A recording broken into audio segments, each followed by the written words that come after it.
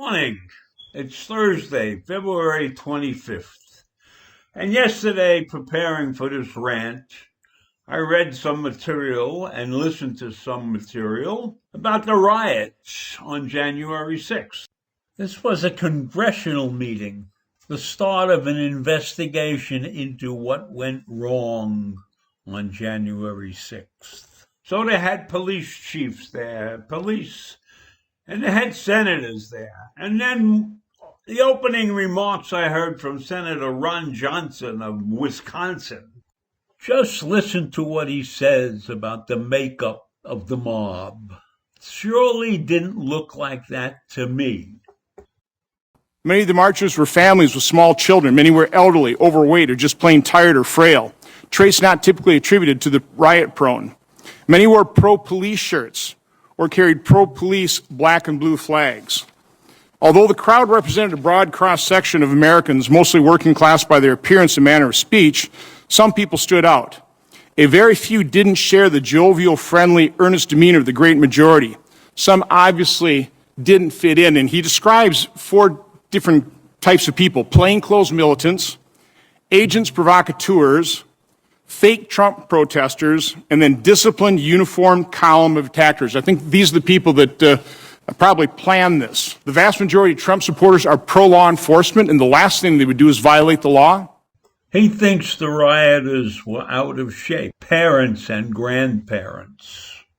They were ordinarily dressed. They were not a threat to anybody. So I don't consider what went on an insurrection. These were just normal people there, out there. It didn't appear to me that there was anything really planned. Now, I don't know how anybody could say that. When these guys showed up there with weapons, which he doesn't consider it a weapon, right? A spear with a flag on is not a weapon in his mind, or a club is not a weapon in his mind. In his mind, only a gun or something that can be shot, a firearm, that's a weapon. Otherwise, these other things that were used during the riot are not weapons in his mind. So when you got beyond that, though, when they got into some of the nitty-gritty of what really happened with respect to the intelligence that was received prior to the rally. So the police said none of the intelligence that they received actually predicted what occurred.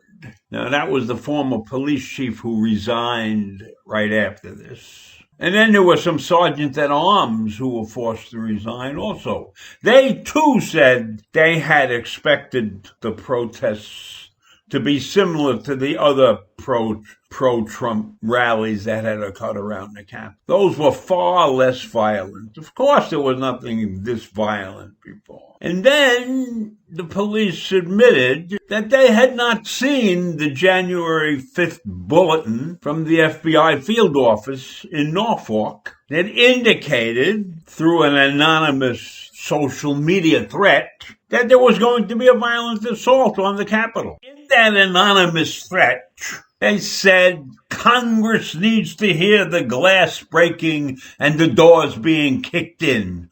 Go there ready for war. We get our president or we die.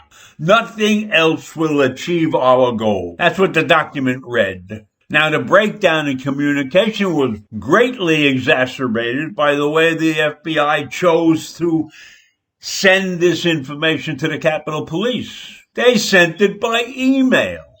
Now, if people are preparing for a riot or a display or a big deal, are they looking necessarily every 5 minutes at their email? No. So that was a major faux pas on the part of the FBI. So it's clear that if they didn't see that email in time, then they wouldn't call in the National Guard or be ready to call in some of the major police departments that exist around Washington, D.C., that are well-trained and would be ready to help. So this was a screw-up of communications, a lack on the part of some people of real heavy thinking about this really could be a dangerous situation. It's a group of people who were in charge of protecting the Capitol that were underprepared, probably complacent because they really, in the back of their mind, never believed that a thing like this could happen. So from my perspective, these congressional committees have a lot more digging to do. This was just the opening salvo in this scenario. There's a lot of questions that need to be answered. Why did the Army hesitate to come in? Was the White House in some way, shape, or form interfering with what was going on? And there were plenty of others did agree on some fundamental facts. This was a planned insurrection, and it was coordinated by white supremacists and extremists. And in fact, that these people came with equipment and climbing gear meant that they were prepared to storm the Capitol. And the attackers used hand signals. And they had equipment like a bear spray.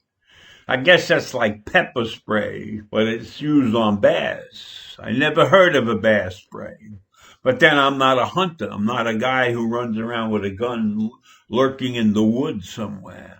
And it's interesting about all these fundamental facts that came out. They totally contradict Senator Johnson's theory that these were a bunch of people, normal people, who had children and grandchildren and weren't dressed for battle. They don't show up there with climbing gear and bear spray and flags with a spear tip on the end of it if you're not prepared for battle, and climbing gear. So how could he say that these people were not prepared for battle? And that these were provocateurs. They were really fake Trump protesters. Ron Johnson needs a lot of work. He needs a lot of work. He should see my brother, the psychiatrist, if he's trying to sell that shit to the American public. Now, this congressional committee is looking to see where the ultimate responsibility for this attack lies. And we know what the Democrats are looking for. And we know these people were incited by the stories of a conspiracy about a stolen election. And we know that many Republican officials, members of Congress, refused to challenge those lies that were told that incited these people to come in and damage our Capitol. And 5 people die in the event. So I can't predict how long these hearings will go on. But I am hoping that the true facts come out and that the American people, all of them, both sides, Republicans and Democrats, get the facts, get the true facts on this major event in our history. We need to know the truth. There are too many people who are ignoring the truth in this situation. People in high places, because they have their own agendas. So I'll leave you with that thought, and I'll see you in the morning. Bye.